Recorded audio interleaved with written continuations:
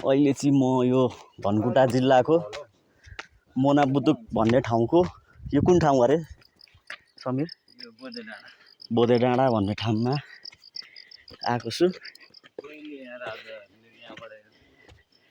यो बोधे डाँडाबाट चाहिँ पहिला राजाहरूले हेर्थे अरे प्रजालाई, ए दुश्मनलाई।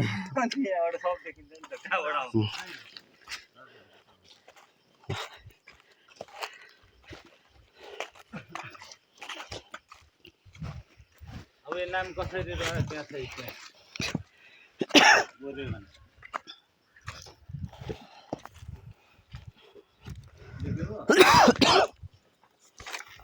यो के को चित्र भन्नु न? यो सालक हैन, यसको अर्को नाम बोधे हो क्या।